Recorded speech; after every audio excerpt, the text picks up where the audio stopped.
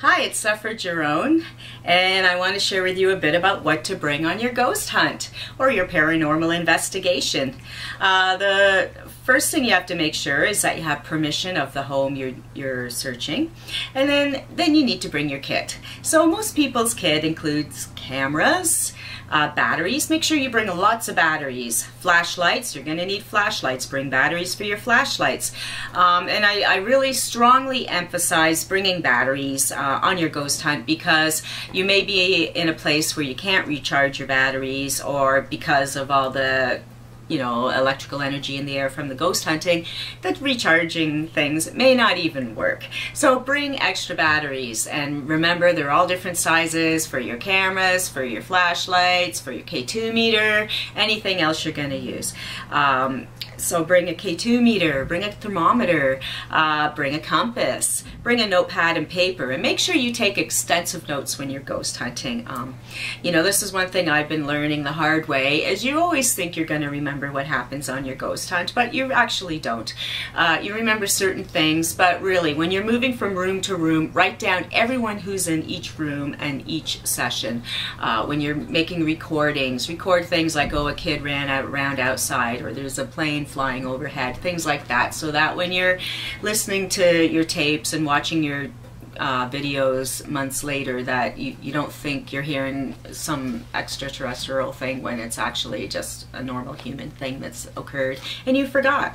Because often we don't get a chance to look at our footage and so on till months later when we're analyzing everything, so it is very time consuming to look at all our stuff. For cameras, bring your video camera, still camera, bring your security system from home, the infrared cameras, bring a monitor so you can hook up all the cameras that you're bringing all around the place into one spot. Bring duct tape, lots of duct tape. Bring duct tape you can see in the dark, and just bring other duct tape to tape things down, because we always need tape. And string. String's a good idea. Magic markers, paper. Now, you know what? When there's ghosts around, it gets cold. Bring a jacket, bring a blanket, even bring those little collapsible chair things to sit on if you're going to be sitting for a long time. Bring a first aid kit. You never know what's going to happen. Bandages, rubbing alcohol, cotton balls, that sort of thing. Little first aid scissors. Always bring scissors of any kind anyways. That's there with the duct tape. You should always have that stuff. Also, if in the summertime, you might need bug spray, bug repellent, afterbite, that sort of thing. If you're in some place where there's, snakes or black widows, or you might need some kind of, kit for venom and things like that, snake bite kit or whatever.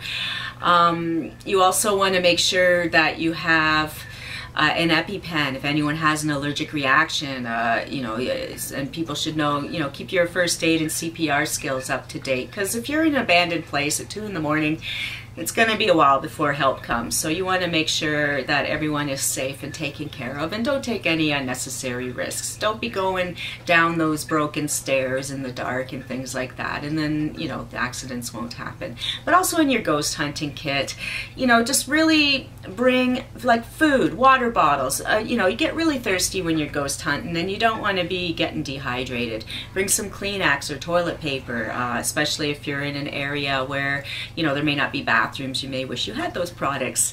And when you are in someone's house or whatever, you really should just be using your own supplies. So bring a coffee maker and coffee and cups and so on for your team.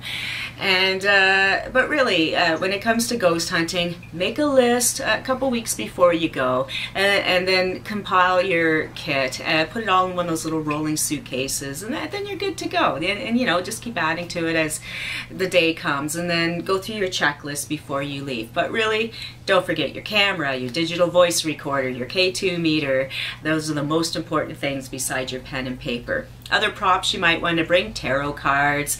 If you want to ask the spirits some questions, you may want to bring pendulums, a Ouija board, although some people don't want a Ouija board, so don't bring one.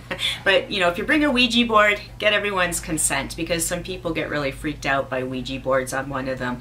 And so you really just want to make sure you're respecting everyone's belief systems when you are doing your ghost hunt. Okay, and come to my website, http tarotpass ghost.blogspot.ca. I do have a list of important things to bring on a ghost hunt. It's on there, and you're always feel free to ask me more questions. And that's it for now, and we'll talk to you again soon. Bye for now.